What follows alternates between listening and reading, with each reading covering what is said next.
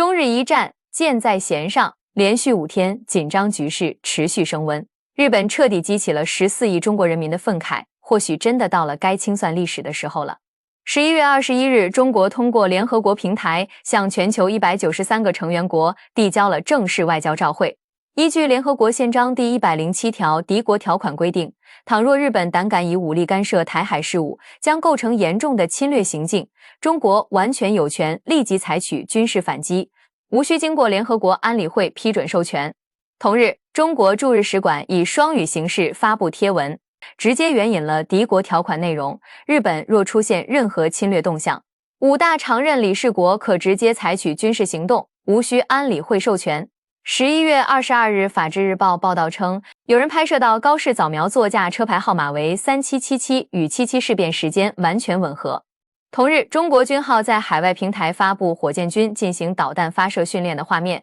并配文 Wait for the east wind， 静候东风。11月23日，央视新闻正式发布消息，日本早在2021年就已经制定完成3套夺取岛屿的作战方案。同一天，中国海军在渤海和黄海海域展开了为期15天的连续军事演习。11月24日，根据日本共同社的报道，日本防卫大臣小泉进次郎公开表示，将在琉球群岛的与那国岛上部署中程防空导弹系统。这座岛屿距离中国台湾仅有110公里。同日，根据航班管家 DEST 数据显示，目前已有12条中日航线全面停飞。11月25日，人民日报揭露高市早苗过往争议。同日，外交部宣布暂停日本电影在中国境内的上映审批程序。大家好，我是微笑。以上便是过去几天的事件发展脉络。在高市早苗拒绝收回不当言论之后，日本方面制定的夺岛计划与军事部署中程防空导弹的隐秘计划被公之于众。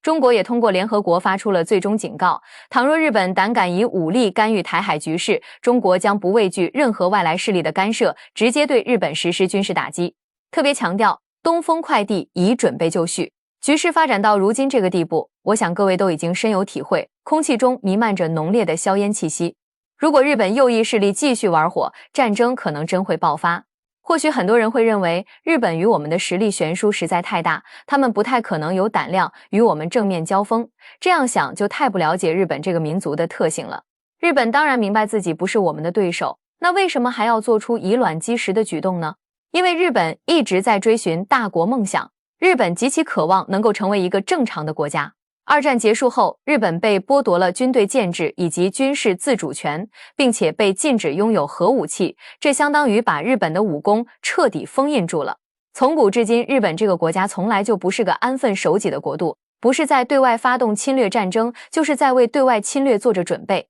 想要让他们安分守己，简直比登天还要困难。而且，日本发动侵略的借口，基本都是所谓的存亡危机事态。比如偷袭停泊在朝鲜丰岛海域的清军舰队，偷袭停泊在中国旅顺港的沙俄远东舰队，偷袭距离日本本土6500公里外的美国珍珠港。日本人的思维逻辑就是这么令人匪夷所思。好比隔壁邻居家里2兄弟正在争执不休，日本人却觉得这已经严重威胁到自己的生死存亡，于是破门直入，挥刀乱砍一通。可如今的日本被封印了武功，再不能随意砍杀他人，那么日本会采取什么对策呢？自然是竭尽所能打破这些束缚，但无缘无故的又没有合适的理由去解除限制。此刻日本人认为唯一可行的途径就是借助台海局势主动担当美国的急先锋，以此换取美国对其放宽约束，从而能够全力发展军事力量，例如扩充军队、拥有核武器、建造航空母舰、升级超声速导弹等武器装备。这样日本就能彻底摆脱限制，迈向完全军事独立的道路，同时也意味着军国主义这头猛兽苏醒了。说到底，日本还是在赌国家的命运，赌美国不会轻易放弃日本，赌我们在自家海域难以对抗美日联盟，赌世界大乱后日本能够趁火打劫，实现他们所谓的大国梦想，赌即使战败中国依然会网开一面。当年日本偷袭珍珠港的时候，难道不清楚美国的国力远超日本吗？当然心知肚明，却依然选择这么做，就是要赌这一战能够定下乾坤。当年第一颗原子弹在广岛上空爆炸后，日本难道不明白所造成的惨重伤亡吗？当然知晓，却依然拒绝投降，就是要赌美国只有这1颗原子弹。说到这里，你还认为完全打不起来吗？看看高市早苗背后的支持力量，那高达82%的支持率令人瞩目。所有日本民众都心知肚明，高市早苗集好战反华、极右翼野心加于一身，极端冒险特质在他身上体现得淋漓尽致。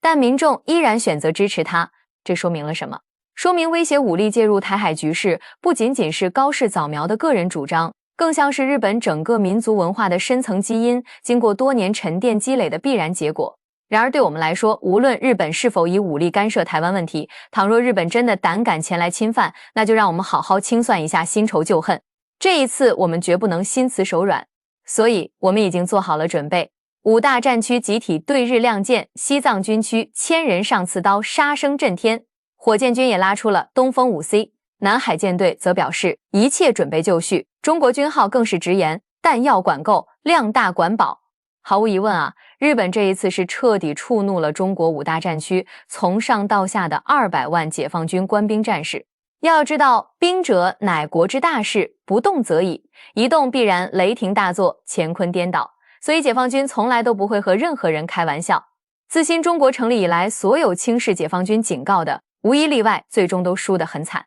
不是被迫求和，就是被吓得迁都；不是吃的血亏，就是被打得倒退10几年。所以说，5大战区集体亮剑释放的信号已经非常清晰了，也就是日本敢求战必得战，日本敢求锤必得锤。解放军准备一起对日军亮剑，用拳头告诉日本人，他们如若再一条道走到黑，那么我们就只能早点送他们上黄泉路了。自从11月16号，解放军抛出日本全境将沦为战场的惊天霹雳，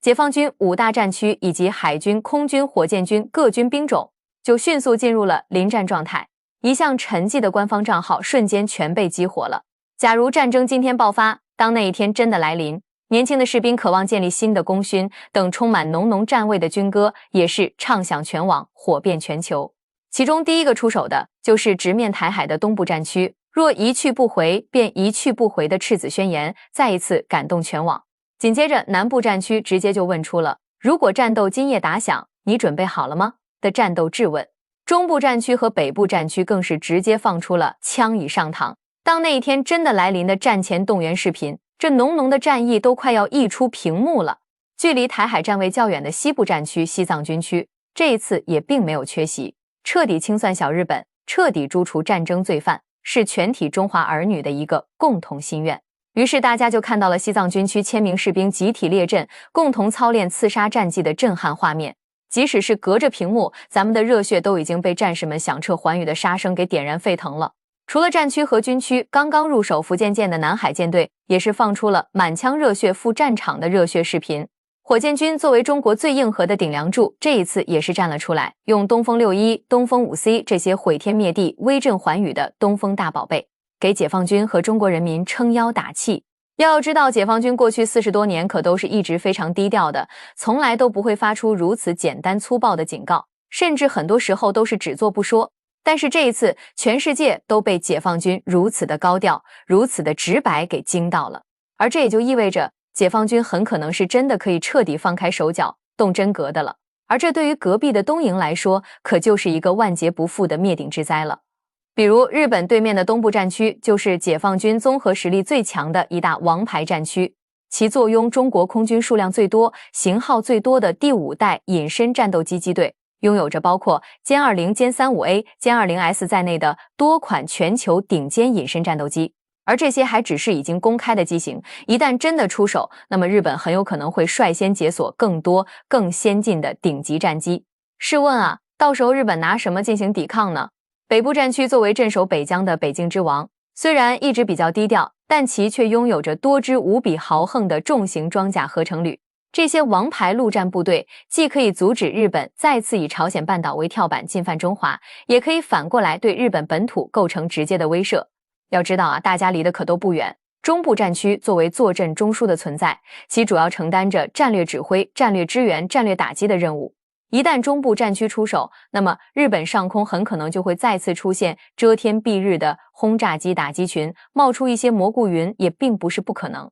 毕竟谁也不知道日本是不是偷偷造了些什么不该造的东西。西部战区虽然和日本隔了大半个中国，但西部战区麾下的火箭军可以轻松地构到并覆盖日本的全部本土。东风21、东风26、长剑1000，这些全都可以在半小时内给日本送上最炽热的问候、最火热的温暖。而这些还只是已经公开的快递，谁也不知道火箭军手里到底还藏了多少王炸，而日本就很有希望提前解锁这些真理。南部战区的主业其实是掌控南海，但鉴于美第7舰队的实力下滑以及福建舰的正式接装，南海舰队其实已经可以给东海舰队打前站了。如南海舰队的福建舰航母战斗群就可以直接遣出第2岛链。一方面拒止来源的西方航母战斗群，一方面配合第1岛链内的山东舰航母战斗群，对日本本土发动全面无死角的对地对海打击。与此同时，南海舰队的075和071组成的2栖舰队则可以通过海上和空中快速拿回不属于日本的岛屿岛礁，向全世界证明中国拥有捍卫战后国际秩序的能力。尽管日本的军力也不低，且善于伪装的日本还隐藏了不少的军事力量，但这些在拥有绝对力量优势的解放军5大战区面前，依然还是很难溅起水花。至于大家最担心的伤亡问题，这一次也将不再是难题，因为解放军这一次会用海量的无人机、无人狗、无人战车、无人艇砸到日本的身上，用中国工业克苏鲁全球最强的无人机器产能，向全世界展示什么叫做真正的无人化战争、智能化战争。不过这种战争对日本来说就不是很友好了，甚至可以说要比当年美国给他们的压迫感更加可怕、更加恐怖。因为到时候日本即使真的想要玉碎，他们也摸不到解放军，他们最后恐怕就只能抱着机器狗、抱着无人坦克去自杀了。